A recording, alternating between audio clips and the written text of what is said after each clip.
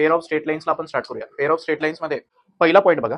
पहिला पॉईंट काय, combine equation of a pair of line. लाईनचं इक्वेशन आपण बघितले बरोबर का, ax plus by plus c equal to 0 बरोबर का. असं जर इक्वेशन असेल ax plus by plus c equal to 0,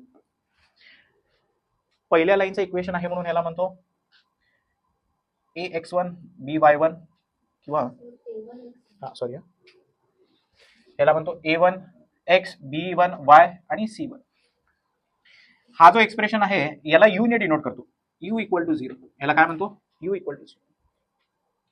याला म्हणतो u इक्वल टू 0. आणि दुसऱ्या लाईनचं equation a2x plus b2y plus c2 equal to 0. या एक्सप्रेशनला नाव देतो v इक्वल टू 0. हे पहिल्या लाईनचं इक्वेशन आहे, हे दुसऱ्या लाईनचं इक्वेशन आहे.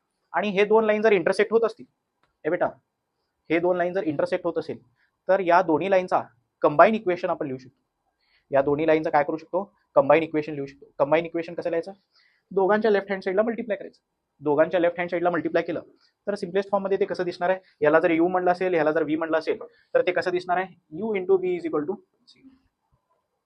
बरोबर का, येते का लक्षात. दोन लाईनचे इक्वेशन आहेत, त्यांना जर मल्टिप्लाय केलं तर कंबाईन इक्वेशन मिळते. काय मिळतंय, कंबाईन इक्वेशन. दोन्ही लाईन जर एकमेकाला इंटरसेक्ट करत असेल तर त्यांचा कंबाईन इक्वेशन कसा मिळतो, u इंटू v केल्यानंतर. बरोबर. पहिल्या लाईनचा इक्वेशन असं असेल तर या एक्सप्रेशनला u म्हणायचं, दुसऱ्या लाईनचं इक्वेशन असं असेल तर या एक्सप्रेशनला म्हणायचं v. u इंटू v केल्यानंतर आपल्याला काय मिळतो, कंबाईन इक्वेशन. हे कशासाठी करायचं, एका इक्वेशन मध्ये दोन लाईनची इन्फॉर्मेशन असते बरोबर का. त्या एका इक्वेशन मध्ये दोन्ही लाईनची इन्फॉर्मेशन असणार आहे. दोन्ही लाईनचा स्लोप, दोन्ही लाईनवरचे एखादा पॉईंट, इंटरसेक्टिंग पॉईंट, हे सगळे व्हॅल्यूज त्या एका इक्वेशन मध्ये असणार आहे. ठीक आहे. एक्झाम्पल बघा त्याचा. Find the combine equation of line. ही पहिली लाईन दिली आणि ही दुसरी लाईन दिली बरोबर का. याचं काय फाइंड आउट करायला सांगितलंय, कंबाईन इक्वेशन. कंबाईन इक्वेशन म्हणजे काय, लेफ्ट साईडच्या एक्सप्रेशनचं मल्टिप्लिकेशन करायचं. लेफ्ट साईडच्या एक्सप्रेशनचं मल्टिप्लिकेशन करायचं. मल्टिप्लिकेशन करत असताना कसं करायचं, या x चा मल्टिप्लिकेशन तिघांबरोबर होणार, y चा मल्टिप्लिकेशन तिघांबरोबर आणि या 2 चा मल्टिप्लिकेशन सुद्धा तिघांबरोबर होणार. आणि असा एक्सप्रेशन भेटतो. सगळ्या x स्क्वेअरला कंबाईन करायचं, सगळ्या xy च्या टर्मला कंबाईन करायचं, सगळ्या y स्क्वेअरच्या टर्मला कंबाईन करायचं, सगळ्या x च्या टर्मला कंबाईन करायचं, सगळ्या y च्या टर्म्सला कंबाईन करायचं आणि नुसत्या नंबर्सला सुद्धा कंबाईन करायचं. आणि असं मिळतं. ठीक आहे. Find the combine equation of line. त्याच पद्धतीने मल्टिप्लाय करून मिळतो. सेपरेट इक्वेशन फाइंड आउट करा म्हटलं तर तुम्हाला दिलेला असणार आहे कंबाईन इक्वेशन. हा काय दिलाय, कंबाईन इक्वेशन. दोन लाईनची इन्फॉर्मेशन दिली. आता तुम्हाला ते सेपरेट करायचं. दोन सेपरेट दिलेलं असताना मल्टिप्लाय केल्यानंतर कंबाईन इक्वेशन मिळतो. सेपरेट इक्वेशन कसं भेटेल, कंबाईन इक्वेशनला काय करावं लागेल, फॅक्टराइज करावं लागेल. याला काय करायचं, फॅक्टराइज करायचं. ह्याला कसं फॅक्टराइज करू शकतो, हे बेटा ह्याला फॅक्टराइज कसं करू शकतो, हे एक्स स्क्वेअर मायनस वाय स्क्वेअरला कसं स्प्लिट करू शकतो, ए square minus B स्क्वेअरला A plus b into a minus बी. बरोबर का. असं केलंय, या दोघांना एक्स प्लस वाय कॉमन घेतलंय, ह्याच्याकडे काय राहील, एक्स मायनस वाय, ह्याच्याकडे 1 राहील. दोन सेपरेट इक्वेशन, दोन फॅक्टर्स मिळायला पाहिजे. या पहिल्या लाईनचं इक्वेशन आहे, हा दुसऱ्या लाईनचा इक्वेशन. येते का लक्षात. त्याच्यानंतर पुढचा पॉईंट बघा, होमोजिनियस इक्वेशन ऑफ डिग्री 2. आता दोन लाईन जर एकमेकाला इंटरसेक्ट करत असतील तर त्यांचा एक कंबाईन इक्वेशन आपल्याला मिळतं. आणि ते दोन्ही लाईन जर ओरिजिन मधून पास होत असतील, हे बघा दोन लाईन्स एकमेकाला इंटरसेक्ट करतात, ही लाईन 1 आहे आणि ही लाईन 2 आहे. दोन लाईन एकमेकाला इंटरसेक्ट करतात, आणखी ते दोन्ही लाईन कुठून पास होतात, ओरिजिन मधून पास होतात. अशा दोन लाईनचा जो इक्वेशन असणार आहे तो असणार आहे होमोजिनियस इक्वेशन. कसा असणार आहे, होमोजिनियस इक्वेशन. होमोजिनियस इक्वेशन म्हणजे काय, असा इक्वेशन ज्याच्यामध्ये प्रत्येक व्हेरिएबलचा इंडेक्स सेम आहे. For example X square plus Y square plus X Y equal to 0. ए बेटा या व्हेरिएबलचा पॉवर काय, या व्हेरिएबलचा पॉवर 2, या व्हेरिएबलचा पॉवर ह्याचा 1 ह्याचा 1 कंबाईन 2च आहे. बरोबर. सगळ्या व्हेरिएबल्सचा इंडेक्स जर 2 असेल, सेम असेल, तर त्याला काय म्हणायचं, होमोजिनियस इक्वेशन. बरोबर का. ह्या एक्सच्या पॉवर, एक्सची जी पॉवर आहे 2, त्याला म्हणायचं डिग्री ऑफ टर्म. या टर्मची डिग्री काय 2, या टर्मची डिग्री काय 2, या टर्मची डिग्री काय 2. हा एक टर्म आहे, एक टर्म आहे, या टर्मची डिग्री 2 आहे. सगळ्या टर्मची डिग्री जर सेम असेल, सगळ्या टर्मची डिग्री जर सेम असेल तर त्याला काय म्हणायचं, homogeneous equation. And equation in which the degree of every term is same is called homogeneous equation. त्याला काय म्हणायचं, होमोजिनियस इक्वेशन. लक्षात येते का? आपल्याला का बरं स्टडी करायचं होमोजिनियस इक्वेशन? दोन लाईन्सचा कंबाईन इक्वेशन, दोन लाईन्स जर एकमेकाला इंटरसेक्ट करत असतील आणि ओरिजिन मधून पास होत असतील तर त्यांचा कंबाईन इक्वेशन हा एक होमोजिनियस इक्वेशन असतो. बरोबर का? दोन लाईन एकमेकाला इंटरसेक्ट करत असतील आणखी ओरिजिन मधून पास होत असतील तर त्यांचा कंबाईन इक्वेशन कसा असतो? होमोजिनियस इक्वेशन असतो. कसल्या फॉर्म मध्ये असतो बघा? दोन लाईन्स एकमेकाला इंटरसेक्ट करतात आणि ओरिजिन मधून पास होते तर त्यांचा कंबाईन इक्वेशन असल्या फॉर्म मध्ये असणार आहे, या फॉर्म मध्ये असणार आहे. ठीक आहे, अशा फॉर्म मध्ये असणार आहे. याची डिग्री काय? या पहिल्या टर्मची डिग्री काय? व्हेरिएबलचा पॉवर बघायचा फक्त.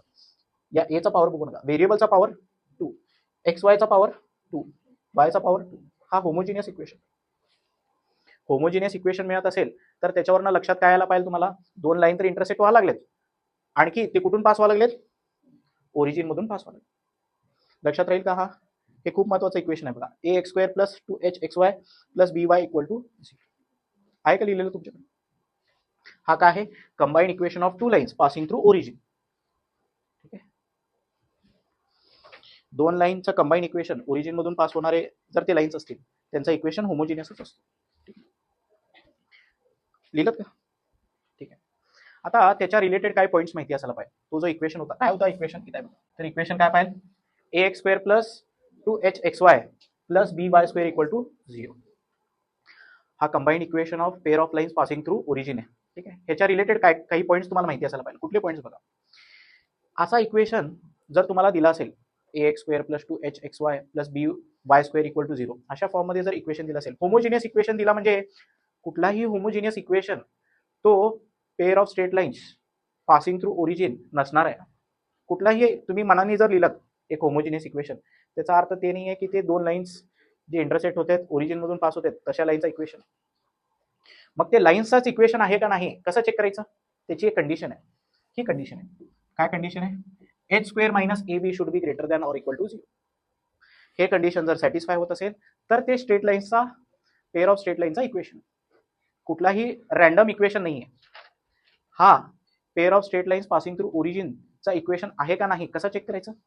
ही कंडिशन सॅटिस्फाय व्हायला पाहिजे. येते का लक्षात? ही कंडिशन जर सॅटिस्फाय होत असेल तर हा equation pair of straight lines passing through origin असणार आहे. दुसरं, ग्रेटर दॅन 0 असेल तर प्युअर ग्रेटर दॅन 0 असेल तर ते डिस्टिंक्ट लाईन्स आहेत, म्हणजे दोन वेगवेगळे लाईन आहेत. असे दोन वेगवेगळे लाईन आहेत, लाईन 1 लाईन 2 सेपरेट लाईन आहेत. एच स्क्वेअर मायनस ए बी ची व्हॅल्यू एक्झॅक्टली 0 असेल तर ह्याला कोइन्सिडेंट लाईन म्हणायचे. हे दोन लाईन कसे असणार आहेत? कोइन्सिडेंट. कोइन्सिडेंट म्हणजे काय? एकावरती एक असणार. ओरिजिन मधून पास होतात पण दोन्ही लाईन एकावरती एक आहेत. बरोबर, दोन्ही लाईन कशा आहेत? कोइन्सिडेंट आहेत. जर तुमचा एच स्क्वेअर मायनस ए बी 0 पण नाही आहे, 0 पेक्षा छोटा पण नाही आहे, सॉरी 0 पेक्षा ग्रेटर पण नाही आहे, इक्वल टू 0 और ग्रेटर दॅन 0 जर नसेल, हा जर निगेटिव्ह येत असेल, लेस दॅन 0 याचा अर्थ काय? एच स्क्वेअर मायनस ए बी जर निगेटिव्ह येत असेल तर तो एका पेअर ऑफ स्ट्रेट लाईनला रिप्रेझेंट करत नाही. Does not represent a pair of lines. तो रॅन्डम इक्वेशन आहे फक्त. येते का लक्षात? Random homogeneous equation. प्रत्येक homogeneous equation pair of straight लाईनला रिप्रेझेंट करत नाही. ठीक आहे, त्याच्यानंतर ना fourth point, if b equal to 0 then one of the lines is y axis. हे बेटा ह्याच्यामध्ये बी ची व्हॅल्यू जर 0 असेल हा टर्मच नसणार, बरोबर का? हा टर्म नसणार आहे. मग तसा जो इक्वेशन आहे त्याच्यामध्ये एक लाईन जी आहे ती वाय ऍक्सिस असणार, वाय ऍक्सिस वरतीच असणार आहे एक लाईन, बरोबर का? या दोन लाईन पैकी एक लाईन वाय ऍक्सिस वरती असणार आहे. पाचवा point, H square minus A B greater than or equal to 0 and B is not equal to 0 then the slope. या दोन लाईनचा स्लोप कसा फाइंड आउट करायचा? स्लोपचे हे दोन फॉर्म्युलेज आहे ना, एक दोन क्वेश्चन मध्येच आपल्याला लागायचे. सीईटीला हा फॉर्म्युला लागायचा, बोर्ड्स मध्ये जास्त लागायचा नाही आहे पण सीईटी मध्ये हा फॉर्म्युला लागायचा.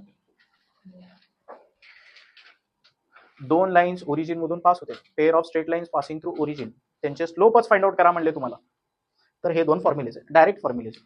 आपल्याला कुठले फॉर्म्युले लागणार आहेत? हे दोन फॉर्म्युले लागणार आहेत, सम ऑफ स्लोप आणि product of slope. Sum of स्लोपचा फॉर्म्युला लागायचा आहे, प्रोडक्ट ऑफ स्लोपचा आपल्याला फॉर्म्युला लागायचा आहे. m1 plus m2 is equal to minus 2h by b आणि m1 into m2 is equal to a by b. हे दोन फॉर्म्युले लागायचे. त्याच्यानंतर ना ह्या इक्वेशनला म्हणायचं ऑक्झिलरी इक्वेशन, बरोबर? या इक्वेशनला म्हणायचं ऑक्झिलरी इक्वेशन. म्हणजे जेव्हा तुम्हाला स्लोप्स माहिती असतात, sum of slope product of slope माहिती असतात, सम ऑफ स्लोप आणि प्रोडक्ट ऑफ स्लोप जर तुम्हाला माहिती असेल तर त्याच्यावरनं स्लोपचे दोन व्हॅल्यूज फाइंड आउट करण्यासाठी हा ऑक्झिलरी इक्वेशन यूज करू शकतो. पहिला क्वेश्चन बघा इकडे. पहिला क्वेश्चन बघा. Show that the line represented by equation are distinct. Distinct म्हणजे काय? दोन वेगवेगळ्या लाईन्स आहेत का? काय कंडिशन होती? H square minus A B should be greater than 0. बरोबर का? इक्वल ग्रेटर दॅन 0 असेल तर डिस्टिंक्ट आहे का चेक करू. कुठनं कॅल्क्युलेट करायचं एच स्क्वेअर मायनस ए बीची व्हॅल्यू?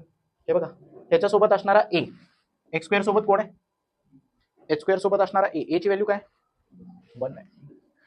एक्स वाय सोबत असणारा 2h. बरोबर का? बरोबर का? एक्स स्क्वेअर सोबत असणारा काय? 2h. तर एच ची व्हॅल्यू काय असणार आहे?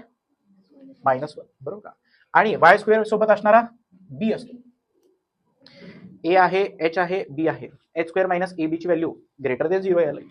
ग्रेटर दॅन 0 यायला लागली ह्याचा अर्थ काय? डिस्टिंक्ट आहे. बरोबर, डिस्टिंक्ट लाईन्स आहे.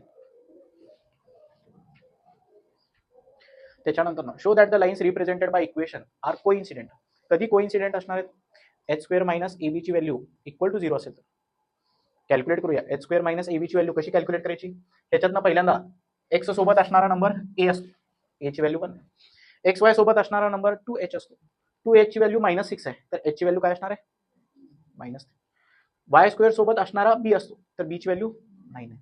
एच स्क्वेअर मायनस ए बी ची व्हॅल्यू इक्वल टू 0 आली. ह्याचा अर्थ काय? हे जे दोन लाईन आहेत हे कसे आहेत? कोइन्सिडेंट आहेत, एकावरती एक. Find the sum and product of slope of lines represented by. हे इक्वेशन ऑफ लाईन दिलेलं आहे आणि तुम्हाला काय फाइंड आउट करायचं आहे? सम ऑफ स्लोप आणि product of slope. Sum of slope m1 plus m2 आणि product of slope m1 into m2. याचे दोन फॉर्म्युलेज आहेत बघा. हे बघा, m1 प्लस m2 ची चा फॉर्म्युला काय आहे? -2h बाय b आणि m1 into m2 a by b. लक्षात ठेवावं लागेल बघा. हे व्हॅल्यूज कुठनं मिळतील? 2h b a b. हे बेटा x सोबत असणारा टर्म कुठे गेला? x सोबत असणारा टर्म a, a ची व्हॅल्यू काय? कुठे लिहिलं? a ची व्हॅल्यू 1 आहे. एक्स वाय सोबत असणारा 2h, तर h ची व्हॅल्यू किती येते? 2. वाय स्क्वेअर सोबत असणारा b. बरोबर का?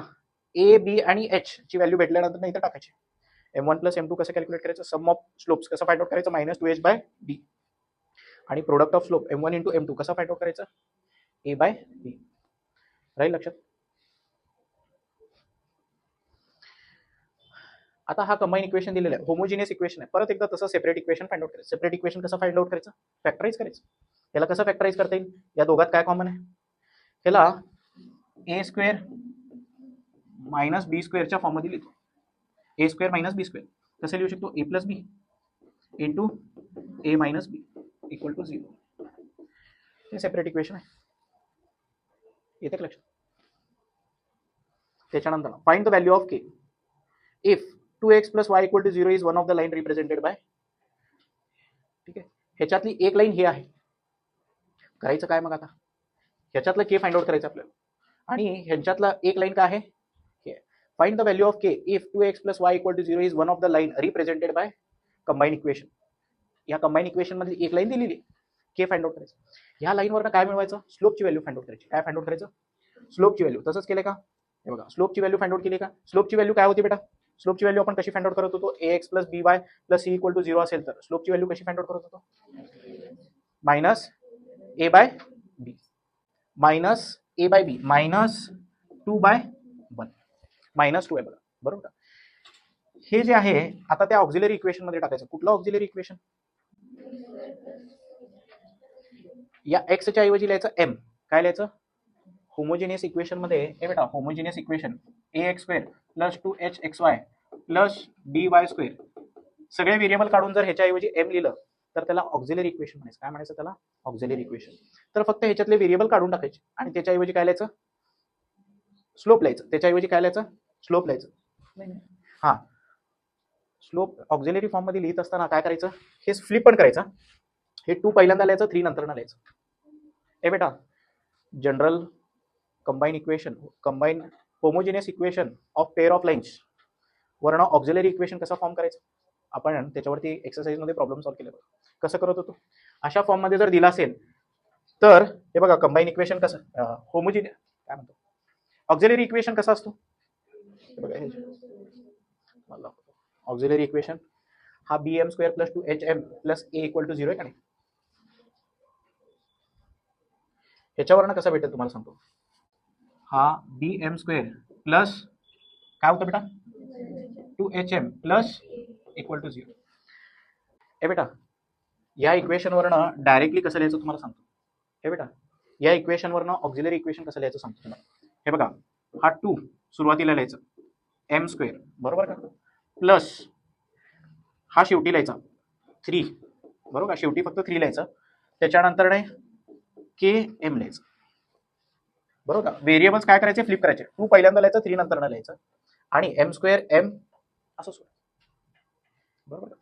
हा ऑक्झिलरी इक्वेशन लिहिला. काय करायचं ऑक्झिलरी इक्वेशनचं, इथनं दिलेली एक लाईन होती बघा, या कंबाईन इक्वेशन मधली एक लाईन दिलेली आहे, याचा स्लोप किती मिळाला आपल्याला -2, ते -2 इथे टाकायचं म्हणजे काय मिळतो तुम्हाला k ची व्हॅल्यू मिळते. काय मिळते k ची व्हॅल्यू मिळते. येते का लक्षात.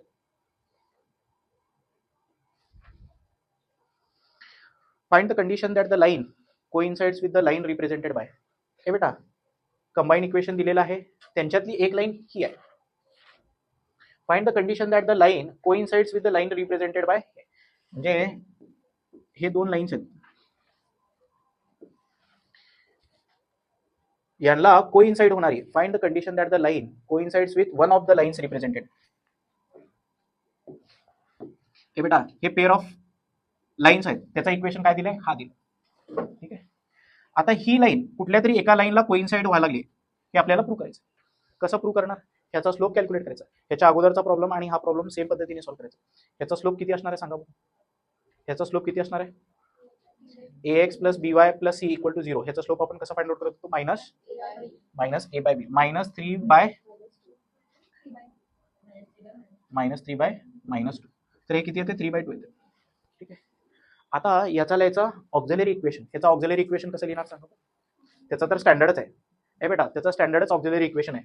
कसा होता ऑक्झिलरी इक्वेशन दिलं काय हा इथं दिलं बघा bm square plus 2HM plus e equal to 0.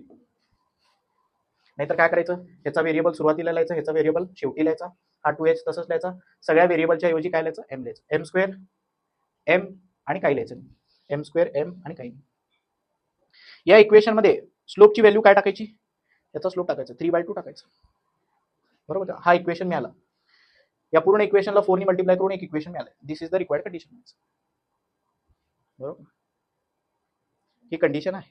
हे कंडिशन याची value 4a plus 12h plus 9b ची व्हॅल्यू 0 असेल तर ही लाईन हे 2 लाईनला रिप्रेझेंट करणारा इक्वेशन आहे का नाही, 2 लाईनला रिप्रेझेंट करणारा इक्वेशन आहे. या 2 लाईन पैकी एका लाईनला ही लाईन काय असणार आहे कोइन्सिडेंट असणार. सॉल्व त्याच पद्धतीने करायचं. मागचा क्वेश्चन जसं सॉल्व केलं होतं तसं सॉल्व करायचं. येते का.